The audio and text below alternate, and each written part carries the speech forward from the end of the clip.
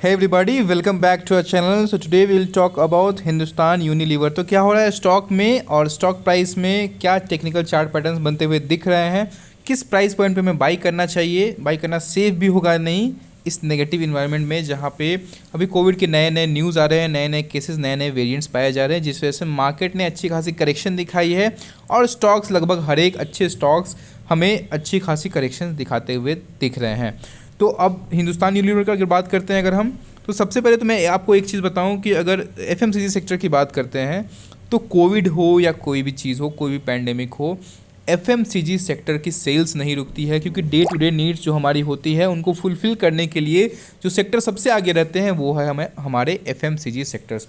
तो यहाँ पे डे टू डे नीड के लिए हमें एफएमसीजी सेक्टर को यूज़ करना ही होता है। तो इस वजह से ना इनकी सेल्स रुकती है, ना इनका रेवेन्यू रुकता है, ना ही इनके नेट प्रॉफिट्स रुकते हैं, जिस वजह से इनकी प्रॉफिटेबिलिटी हमेशा सस्टेन रहती है, जिस वजह से इनके वैल्यूएशंस पे ज़्यादा इफेक्ट नहीं पड़ता है। ऑफ कोर्स थोड़ी बहुत नेगेटिविटी की वजह से डिमांड सप्लाई में थोड़ा बहुत ऊपर नीचे होता है, सप्लाई ज़्यादा हो जाती है, डिमांड कम हो जाती है, जिस वजह से स्टॉक प्राइस में थोड़ी गिरावट देखने को मिलती है। तो वो चीज़ें ज़्यादा कंसर्न आपके लिए नहीं है। हालांकि मैं आपको ये ओवरव्यू बता रहा था ताकि आप ज़्यादा पैनिक न करें स्टॉक प्राइस ऊपर नीचे होने से, क्योंकि ये स्टॉक मार्केट की एक बहुत बड़ी सच्चाई है, क्योंकि स्टॉक प्राइस ऊपर नीचे होता ही है, क्योंकि डिमांड सप्लाई का गेम है, यहाँ पे ट्रेडिंग होती है, बहुत सारे लोगों के सेंटिमेंट्स अटैच्ड होते हैं, दैट्स वाई स्टॉक प्राइस ऊपर नीचे होना लाजमी है। तो अभी ये स्टॉक में मुझे बहुत ही अच्छा एक पैटर्न बनता हुआ दिख रहा है। तो फर्स्ट ऑफ ऑल मैं ये आपको एक चीज़ बताऊँ तो मैंने ये बहुत पुराना ट्रेंड लाइन ड्रॉ किया हुआ है, आप देख सकते हैं। और ये जो ट्रेंड लाइन है ना कितना पुराना है आप देख सकते हैं, यहाँ से मैंने ये ड्रॉ किया है, मतलब 2018 का ये ट्रेंड लाइन है। और इसी ट्रेंड लाइन, ये जो ग्रीन वाली लाइन आपको दिख रही है, इसी ट्रेंड लाइन पे बार बार ये स्टॉक प्राइस सपोर्ट लेकर के ऊपर की तरफ चला जाता है, सपोर्ट लेकर के ऊपर की तरफ चला जाता है। तो एक तो ये चीज़ हो गई। सेम उसी लेवल पे अभी स्टॉक प्राइस यहाँ पे ट्रेड होता हुआ हमें दिख रहा है, एंड वो लेवल क्या है, दैट इज़ 2335 का लेवल जो आपको देखने को मिल रहा है हिंदुस्तान यूनिलीवर में। वहीं पे वापस से ये स्टॉक प्राइस वहीं पे आकर के रुक गया है।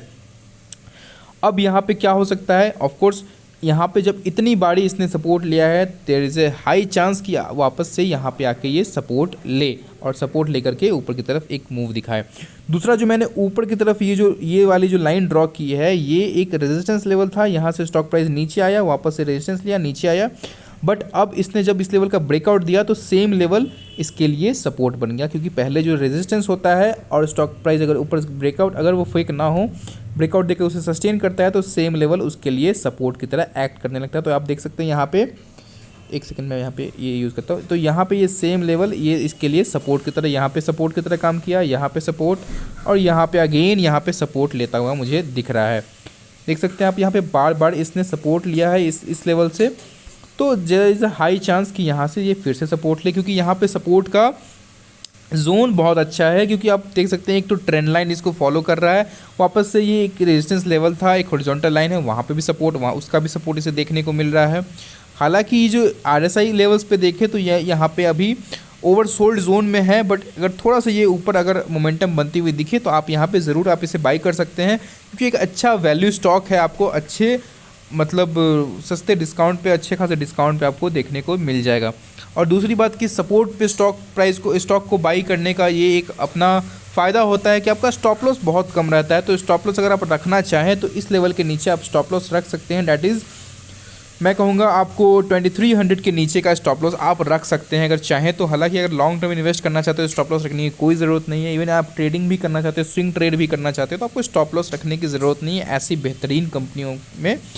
तो आप यहाँ का स्टॉप लॉस अगर चाहें तो रख सकते हैं, अगर आप प्रॉपर रिस्क रिवॉर्ड रेशियो समझते हैं, उसे मेंटेन करते हैं, प्रॉपर सही रूल से ट्रेडिंग करते हैं तो ही करना, वरना ज़रूरत नहीं है इस चीज़ की, वरना फालतू में स्टॉप लॉस हिट करेगा, आप पैनिक करोगे, आप डिमोरलाइज हो जाओगे, आप ज़्यादा दिन सस्टेन नहीं कर पाओगे मार्केट में। उसके बाद अगर टारगेट्स की बात करते हैं तो मैं तो इसका ऑल टाइम हाई का जो टारगेट्स है वही लेकर के चलने वाला हूँ। लेकिन अगर आप शॉर्ट टर्म ट्रेडिंग करना चाहते हैं तो आपका एक और टारगेट, ये जो शॉर्ट टर्म टारगेट आपका ये शॉर्ट टर्म टारगेट 2526 का लेवल आपका शॉर्ट टर्म टारगेट हो सकता है।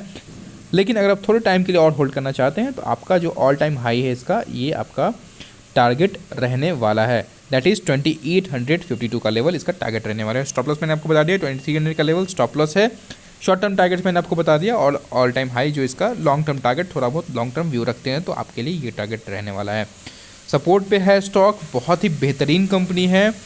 पेंडेमिक आए कुछ भी आए, इससे कुछ फ़र्क नहीं पड़ने वाला है। और मैंने जहाँ तक देखा है कि इवन एफएमसीजी, ऐसे सिचुएशंस में एफएमसीजी सेक्टर्स के स्टॉक्स बहुत ही अच्छी खासी रैली दिखाना शुरू कर देते हैं। अच्छी खासी करेक्शन इसने ऑलरेडी दिखा चुकी है, तो अब जो बचा है इसमें वो बस रैली ही रैली बचा है। थोड़ा टाइम लगा सकता है बट ज़्यादा नहीं लगाना चाहिए। So that's it for today. And मुझे अगर कोई और क्वालिटी वीडियो मिलता है तो मैं आपके साथ अपनी रिसर्च ज़रूर शेयर करने की कोशिश करूँगा। तब तक के लिए गुड बाय, टेक केयर।